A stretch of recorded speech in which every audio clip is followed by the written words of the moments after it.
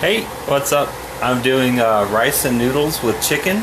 Now, the noodles are ramen, the chicken is beef, and the rice is rice. And so far, so good. So this is the ramen cooking here, and this is the ramen finished here. And I'm straining, well, it is strained. I'm just putting it over here because this is where the beef was for a little bit while I was de-thawing it in here.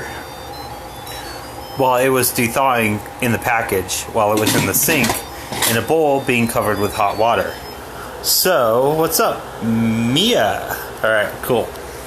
So, in this Instant Pot, excuse me, I'm going to check this for, what do we got? Soup, meat, bean, poultry, slow cook, pressure level, delay, start, keep warm, cancel, cook, yogurt, steam, porridge, multigrain, and rice. Kaylee, what's up? And rice. So I'm going to do meat stew, 35 minutes, and it will start automatically. That's all you press. One single button. One button and you're done. So that's pretty cool.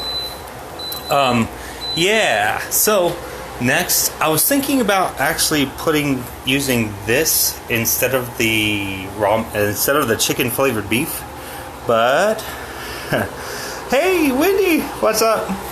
How's it going, girl? So ramen right here, and this is the noodles. And I just finished cleaning this whole house, but it's like clean as clean can be. So that is my awesome screen right now. It changes every 5 minutes, which is pretty cool. So, yay! Alright, cool. I vacuumed, I put away, I even tried to put a makeshift mat on the front, near the front door, but I ended up not doing that. So while that's boiling, I want to show you. I put this here for my stuff. Here, that was a bad instant photo thing. So let's see. Yeah, that is a cool lava lamp. I want you to see that. Woohoo! Peggy, what's up? I had that going all night. It was great. I was staring at it for 24 hours straight. Just kidding. That'd be cool to watch a lava lamp, but you'd have to be weird. So anyways, yeah, ramen is cooking. This is going on. So 35 minutes, this should be done. Let me do something real quick. This is how I figure out how to cook rice. Alexa, how do you cook rice on the stove?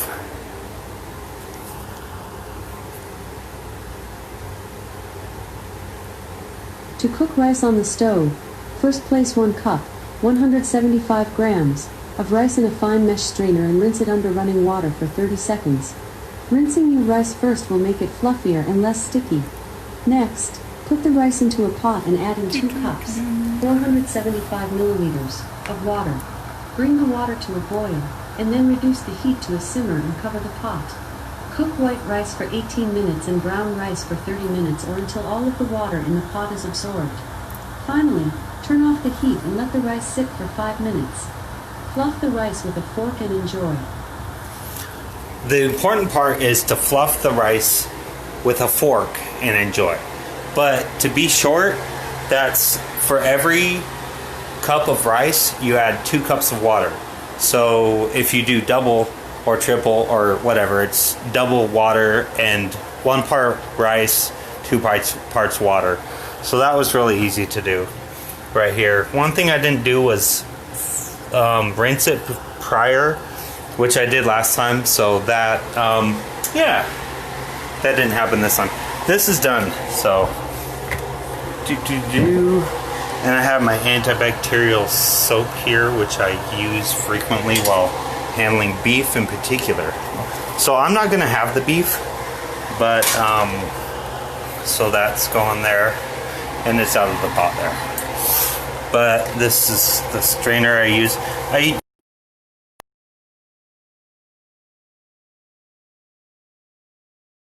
I guess because and I'm gonna chop this up. Now I gotta turn off the stove. Alright, cool. And I'm gonna chop this up into smaller pieces so that so it'll be more consistent with the rice. So yeah, that'll be good. Because rice is like really small grained and ramen is like really big grained. I mean, it's shot out of like a machine that makes long strains of noodles. So anyways, doing something similar to this would have been better, but still those are really thick, so I don't know. So you can see like elbows would be better, because you need in any type of material, if they're the same size, when you mix it, it's not dependent on weight. It's dependent on size. So even on a molecular scale, when you're dealing with size, the bigger strains of molecules float to the top like oil. Oil is a what is it called? A poly, which means long strain of material. Long strain so a longer width than water. Water is only H2O, which is only 3 molecules. So water always tends to go to the bottom of things. So yeah. And so when you're mixing things, if you have big rocks and small rocks, the big rocks will go to the top.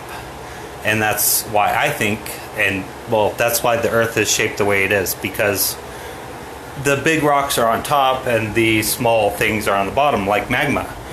Magma is made out of lead. Lead is a heavy material, but also a dense material. Same with water. But water isn't. Water turns to ice, which ice floats because of different properties and things like that. So it's different. So it's weird. When water gets cold, especially if it's salt water, it gets colder. Water has totally different properties. It's weird.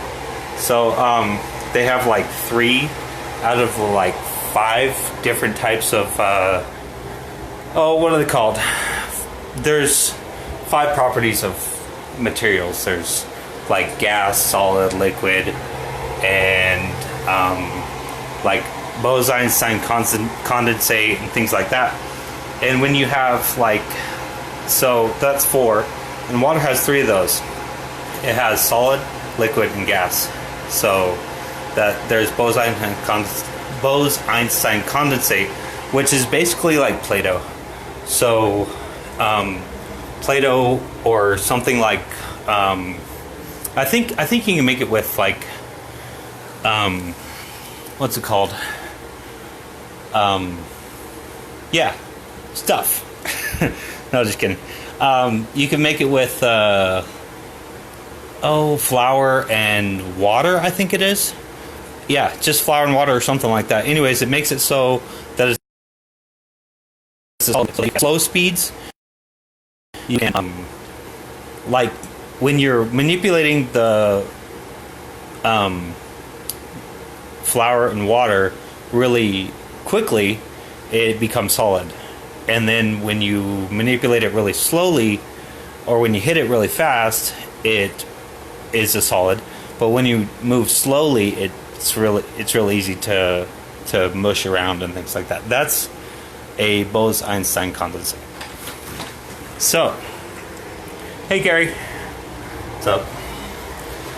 So